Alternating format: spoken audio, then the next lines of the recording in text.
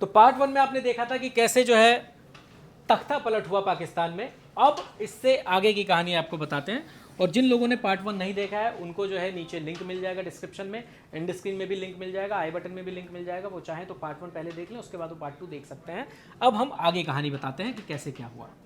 1978 में जनरल मोहम्मद जियाउल हक, ये जो है ये यानी इनका शासन। अब क्या होता है कि 1979 में जो है भुट्टो को फांसी हो जाती है। हालांकि एक अलग मामला था, कोई मर्डर केस था जिसमें इनको सज़ा सुनाई जाती है और इनको फांसी हो जाती है। इसका कोई उससे लेना देना नहीं है, हालांकि फांसी होती है। 10 साल तक ये राज करते हैं। जियाउल हक जो है ये 10 साल तक राज करते हैं। इनको जो है फांसी हो जाती है। और ये जो है जियाउल हक, ये इस्लाम को लेकर बहुत कट्टर रहते हैं। ये चाहते हैं कि पाकिस्तान जो है वो इस्लाम के हिसाब से चले और शरिया के हिसाब से चले। इनकी एक खास बात होती है, ये मैं इसलिए बता रहा हूँ क्योंकि इसका आगे जिक्र होगा और ये बहुत इंपॉर्टेंट फैक्ट है। इसी दौरान क्या होता है, अफगानिस्तान में सोवियत संघ जो है, अफगानिस्तान और सोवियत संघ के बीच युद्ध शुरू हो जाती है। सोवियत संघ जो है वो अफगानिस्तान में घुसकर हमला करता है। अफगानिस्तान के साथ उस वक्त पाकिस्तान जो है वो खड़ा हो जाता है, इसलिए क्योंकि जो मैंने आपको बताया कि ये जो है जनाब मोहम्मद जियाउल हक, ये बहुत कट्टर थे। तो इनका ये मानना होता है कि पाकिस्तान को जो है अफगानिस्तान का साथ देना चाहिए, यानी कि अफगानिस्तान और पाकिस्तान के मुसलमानों को मिलकर जो है सोवियत संघ के खिलाफ जंग लड़नी चाहिए। अब जब अफगानिस्तान को पाकिस्तान का साथ मिलता है और सोवियत के साथ जंग शुरू हो जाती है, तो फिर फ़ायदा कौन उठाता है? अमेरिका, क्योंकि अमेरिका हमेशा से ही सोवियत संघ का जो है वो दुश्मन रहा है। दोनों के बीच हमेशा से जंग चलती आ रही है, कोल्ड वॉर। होता क्या है, पेशावर जो पाकिस्तान का इलाका है, यहाँ पर बनते हैं शरणार्थी कैंप। शरणार्थी कैंप में क्या होता है कि जो अफगानिस्तान में जो मार खा कर आ रहे हैं, या जो लोग पलायन कर रहे हैं वहाँ से, या जो रेजिस्टेंस फोर्स है, यानी कि वहाँ के जो लोकल लड़ाके हैं जो सोवियत संघ की सेना का मुकाबला कर रहे हैं, वो लड़ाके जो है यहाँ पर रहते हैं पेशावर में। यानी कि जो लोग वहाँ से शरण लेना चाहते हैं वो भी आ रहे हैं, और यहीं पर पेशावर में जो है ट्रेनिंग भी दी जाती थी उनको कि कैसे तुम जो है अफगानिस्तान में सोवियत संघ के साथ जंग लड़ोगे। यानी कि इसको जो है एक सेंटर बना दिया गया था, पावर सेंटर बना दिया गया था अफगानिस्तान में जंग के दौरान। अब ये सब होता कैसे था?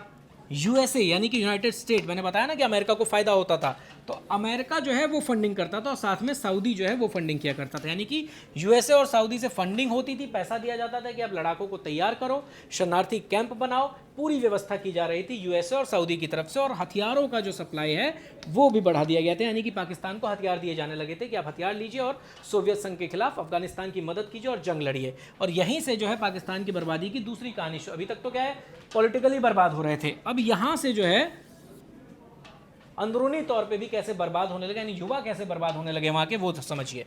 तो उधर जंग चल रही है अफगानिस्तान में, वो एक अलग मामला है। 1984 में क्या होता है, ईरान में इस्लामिक रिवॉल्यूशन आ जाता है। इस्लामिक रिवॉल्यूशन का असर जो है वो पड़ता है पाकिस्तान में, क्योंकि जो जियाउल हक थे ये बहुत ही कट्टर थे।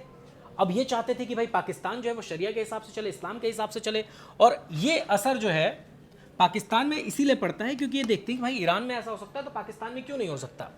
अब ये क्या करते हैं कि जनमत संग्रह कराते हैं, रेफरेंडम कराते हैं कि भैया क्या पाकिस्तान भी इस्लाम के आधार पर आगे बढ़ सकता है क्या, इसी तरीके से हम सज़ा दे सकते हैं, इसी तरीके से हम कानून लागू कर सकते हैं, इस्लामिक सज़ा जो होती है इस्लाम के तौर तरीक़ों के हिसाब से सज़ा दी जाती है। तो वो चीज़ यहाँ पे जनमत संग्रह कराया गया और उस वक्त जो है इनको सपोर्ट मिला, लोगों ने कहा कि हाँ ठीक है कीजिए, हम आपके साथ हैं। 1995 अब जब यहाँ पे इनको जनमत संग्रह मिल गया, यानी कि इनके सपोर्ट में लोग आए, तो इनको लगा कि भाई चुनाव करा लेना चाहिए। लेकिन चुनाव का तरीका देखिए इन्होंने कैसे किया। इन्होंने चुनाव तो कराए, लेकिन यहाँ पर इन्होंने क्या किया कि कोई पार्टी चुनाव नहीं लड़ेगी, चुनाव होंगे लेकिन कोई पार्टी नहीं लड़ेगी, सिर्फ इंडिपेंडेंट जो भी निर्दलीय हैं वो चुनाव लड़ेंगे। अब ये इंडिपेंडेंट कौन थे? ये वो लोग थे जो जियाउल हक के करीबी माने जाते थे, जो उनको सपोर्ट करते थे। सिर्फ वही लोग खड़े हुए और ये जीत भी गए। अब क्या हुआ कि यहाँ पे भी इन्होंने, जियाउल हक ने क्या किया कि खुद का जो है एक नुमाइंदा चुन लिया, यानी कि पीएम भी जो है एक ऐसे बंदे को चुन लिया जिसको कोई पाकिस्तान में कोई शायद जानता भी नहीं था, ज़्यादातर लोग नहीं जानते थे। मोहम्मद खान जुनेजो, इनको बना दिया गया पीएम। उन्होंने खुद उन्हीं जो इंडिपेंडेंट थे उनमें से किसी एक को उठाया कि भैया तुम रहोगे पीएम। इनको कोई जानता था नहीं। अब 1986 में क्या होता है, 1986 में हो जाती है बेनजीर भुट्टो की एंट्री। बेनजीर भुट्टो यानी जुल्फिकार अली भुट्टो की बेटी, ये जुल्फिकार अली भुट्टो और ये उनकी बेटी बेनजीर भुट्टो, इनकी एंट्री होती है, यानी कि ये पॉलिटिक्स में एंटर करती हैं। यहाँ पर क्या होता है कि सिंध प्रांत में जो है उन दिनों बवाल हो रहा होता है। सिंध प्रांत में बवाल क्यों हो रहा होता है? क्योंकि यहाँ पे सिंधी हैं, मुहाजिर हैं और अफगानी हैं। अफगानी कौन? जिन्होंने शरण ली थी किस वक्त? जब सोवियत संघ जो है अफगानिस्तान में हमले कर रहा था, तो वहाँ से जो लोग शरण लेकर के आ रहे थे पाकिस्तान में, उन्हें को वो थे अफगानी, और मुहाजिर जो इंडिया से गए हुए थे बंटवारे के बाद वो थे मुहाजिर, और ये सिंधी। इन तीनों के बीच में, यानी कि इन तीनों जमातों के बीच में जो है गैंग वॉर चल रहा था उस टाइम पे, यानी कि सिंध में पूरा बवाल था। और यहाँ पे गैंग वॉर क्यों चल रहा था? क्योंकि मैंने आपको बताया कि भाई सऊदी और अमेरिका से जो है वो फंड आ रहा था। उसमें क्या था कि जो लड़ाके थे वो बेसिकली लड़ाके तो थे, लेकिन वो जो है उग्र हो चुके थे, तो आतंकी वहाँ पर ज़्यादा हो गए, ड्रग्स की सप्लाई होने लगी अफगानिस्तान से, हथियार लगातार मिल ही रहा था। अब जब तीनों चीज़ एक साथ होगी तो बवाल तो होगा ही होगा।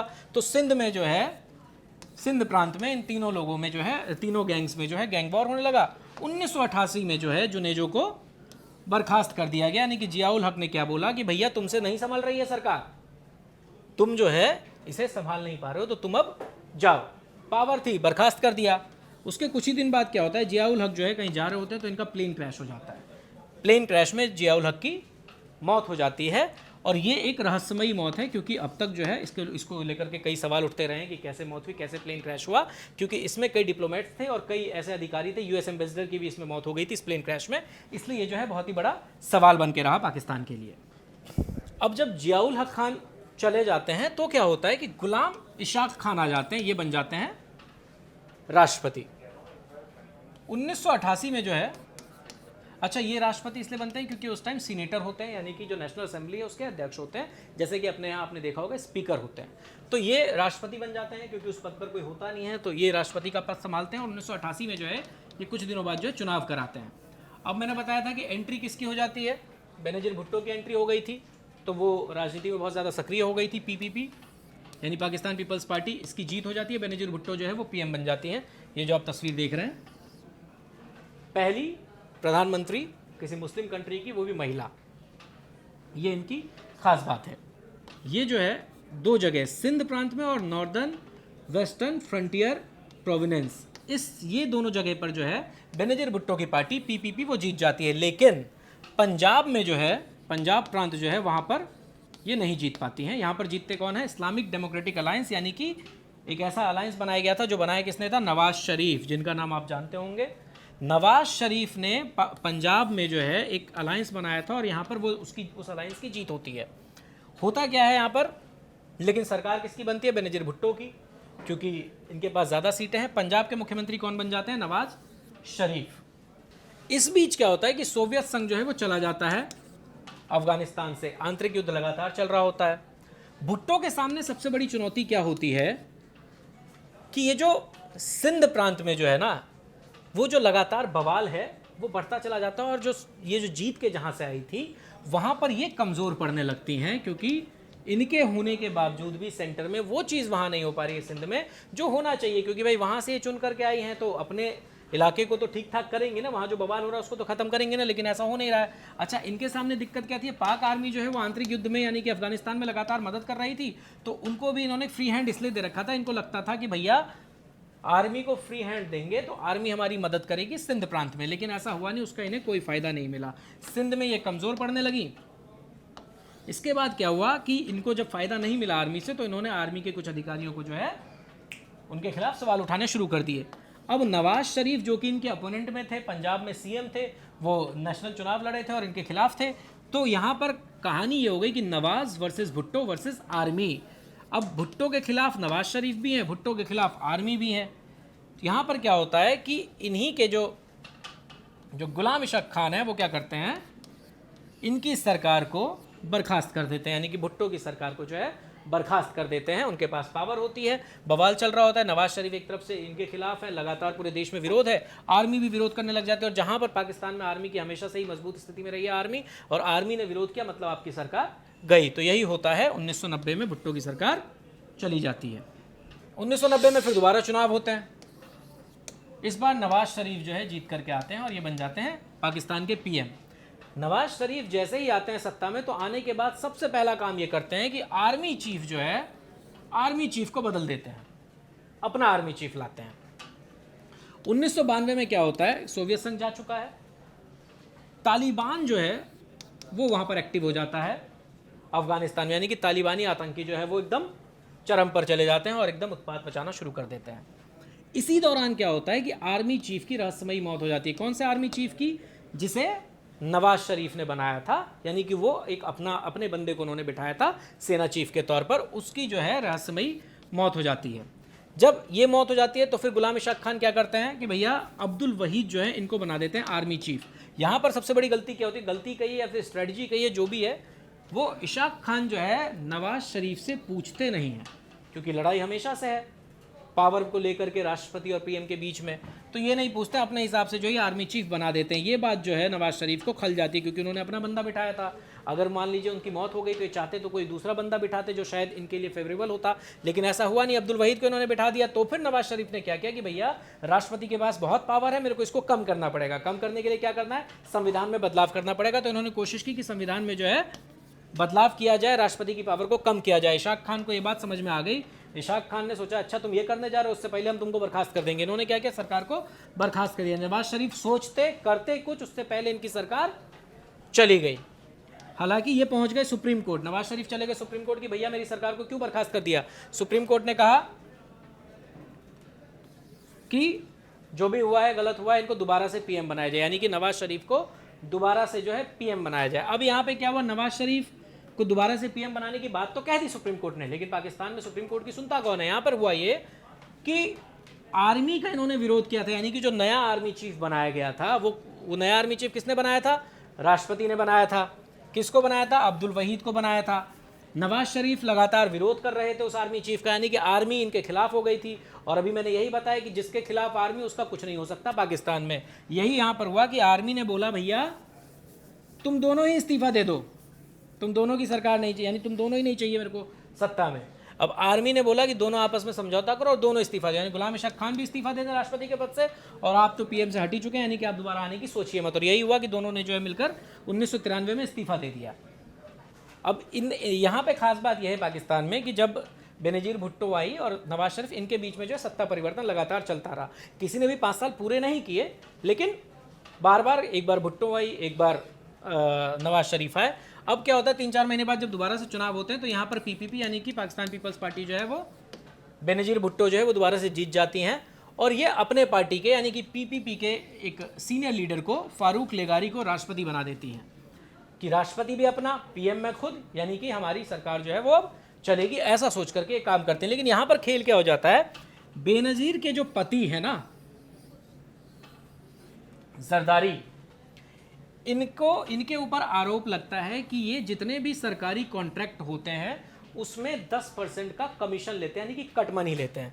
तो पाकिस्तान में आज भी जो है इनको मिस्टर 10% के नाम से जाना जाता है, यानी कि अगर आप गूगल पे भी सर्च करेंगे मिस्टर 10% तो इनका नाम सामने आएगा। ये पाकिस्तान में ऐसा कहा जाता है। और यह आरोप किसने लगाया, यानी कि बेनजीर, यानी कि प्राइम मिनिस्टर के पति, इन पर किसने आरोप लगाया, प्राइम मिनिस्टर के भाई ने, मुर्तजा भुट्टो ने जो है इनके ऊपर आरोप लगाया। मुर्तजा भुट्टो के साथ कमी ये थी कि ये थोड़ा सा हिंसक संगठन से जुड़े हुए थे, यानी कि पाकिस्तान में ये चाहते थे कि थोड़ा, मतलब ये जो एक संगठन था जो लगातार वो इस्लाम के हिसाब से चलता था, वो थोड़ा बहुत हिंसा में भी लिप्त था। तो इनके ऊपर जो है इसी चीज़ का फ़ायदा उठा करके इनके ऊपर हिंसा के कई तरीके के आरोप लगाया गया और इनको आतंकी घोषित कर दिया गया। अब देखिए यहाँ पर क्या हुआ, यानी कि बहन प्राइम मिनिस्टर है और आप यानी कि भाई आतंकी है। ये स्थिति बन गई पाकिस्तान में, बहन प्राइम मिनिस्टर, भाई आतंकी, और पति जो है वो मिस्टर 10% यानी कि कमीशन खोर। जब भाई को आतंकी घोषित कर दिया गया तो भाई की माँ यानी कि भुट्टो की माँ को ये बात जो है नागवार गुजरी, और भुट्टो की माँ ने जो है दामाद के खिलाफ मोर्चा खोल दिया। दामाद यानी कि भुट्टो के पति जरदारी के खिलाफ जो है मोर्चा खोल दिया। और कुछ ही दिन बाद जो है इनका क्या होता है बताऊंगा, लेकिन इस बीच क्या होता है, सिंध प्रांत में शिया वर्सेस सुन्नी की जंग शुरू हो जाती है। सिंध में पहले से ही परेशान थी, फिर से सिंध में बवाल शुरू हो गया, शिया मुसलमान और सुन्नी मुसलमानों में पंगा हो गया। 1995 में क्या हुआ कि आर्मी और वर्सेस भुट्टो, यानी कि फिर से जो है आर्मी यहाँ पर खिलाफ हो गई, क्योंकि इनके ऊपर आरोप लगे। दूसरी तरफ नवाज शरीफ लगातार इनका विरोध कर रहे थे कि भाई आरोप लगा तो नवाज शरीफ को मौका मिला ना कि अगर सरकार में जो है आपके पति जो है इस तरीके का घोटाला कर रहे हैं तो विपक्ष को मौका मिला। नवाज शरीफ लगातार जो है पिंच कर रहे थे, शिया वर्सेस सुन्नी की जंग उधर शुरू हो गई। आर्मी जो है वो मदद नहीं कर रही थी, तो आर्मी के कुछ अधिकारियों को इन्होंने जो है जेल में डलवा दिया भुट्टो ने, तो आर्मी बिल्कुल खिलाफ हो गई। और तीसरी बात जो सबसे बड़ी बात हो गई वो ये कि 1996 में जो है भुट्टो की माँ जो जरदारी के खिलाफ हो गई थी, यानी कि एक तरीके से कहें तो अपनी बेटी के खिलाफ हो गई थी, उनकी गोली मारकर हत्या कर दी जाती है। और यहीं से जो है इन्हीं के जो खुद के राष्ट्रपति हैं ये फारूक लेगारी, ये इनकी सरकार को बर्खास्त कर देते हैं। इतना दबाव बनता है कि वो झेल नहीं पाते और इनको सरकार को गिराना पड़ता है। अब यहाँ पर 1997 में फिर से चुनाव होते हैं, फिर वही बात, एक बार भुट्टो एक बार नवाज, एक बार भुट्टो एक बार नवाज, फिर से नवाज शरीफ जीत जाते हैं। यहाँ पर क्या होता है कि ये राष्ट्रपति की पावर को फिर से कम कर देते हैं, संविधान में बदलाव करते हैं, जिससे क्या होता है लेगारी को पद से हटा देते हैं, यानी कि जो पीपीपी के जो राष्ट्रपति थे जिन्होंने खुद ही अपनी सरकार को बर्खास्त किया था, उनको ये पद से हटा देते हैं। इस बीच क्या होता है 1998 में जो है पाकिस्तान जो है न्यूक्लियर टेस्ट करता है। क्यों? क्योंकि पाकिस्तान को लगातार हथियार मिल रहे होते हैं, यूएस जो है लगातार मदद कर रहा होता है, तो ये जो है अपनी दूसरी तरफ से अपनी तैयारी जो है वो बहुत तेज़ कर रहा होता है और न्यूक्लियर टेस्ट कर लेता है पाकिस्तान 1998 में। अब जब न्यूक्लियर टेस्ट होता है तो फिर क्या होता है कि पाकिस्तान पर प्रतिबंध लग जाते हैं, अमेरिका नाराज़ हो जाता है, इकॉनमी जो है ठप हो जाती है। जब इकॉनमी ठप हो गई, जो देश लगातार मदद कर रहे थे वो मुंह मोड़ लेते हैं, तो फिर क्या होता है कि पाकिस्तान में लग जाती है इमरजेंसी। पाकिस्तान में इमरजेंसी लग गई। मुशर्रफ होते हैं आर्मी चीफ, और मुशर्रफ की खास बात यह है कि इनको आर्मी चीफ जो है नवाज शरीफ ने ही बनाया था। जब दोबारा से सरकार में आए थे यहाँ पर तो इन्होंने मुशर्रफ को नवाज शरीफ बना दिया था, क्योंकि पहले आर्मी चीफ से इनकी बनती नहीं थी। तो मुशर्रफ इनको लगा कि हमारा बंदा है, उसको नवाज शरीफ ही लेकर के आए थे और इनको बनाया था आर्मी चीफ। इसी दौरान क्या हुआ, इसके बाद करगिल युद्ध हुआ, यानी कि जब करगिल की जंग शुरू हुई तो उस वक्त क्या होता है मुशर्रफ जो है वो ज़बरदस्ती जो है पाकिस्तान को भारत के साथ लड़ने के लिए मजबूर कर देते हैं। नवाज शरीफ के साथ उनका पंगा होता है, करगिल जंग में पूरी तरीके से हार जाता है पाकिस्तान। अब जब पाकिस्तान हार जाता है तो नवाज शरीफ के ऊपर जो है सवाल उठने लगते हैं। यहाँ पर नवाज शरीफ क्या सोचते हैं कि सारा जो इल्ज़ाम है वो मैं डाल देता हूँ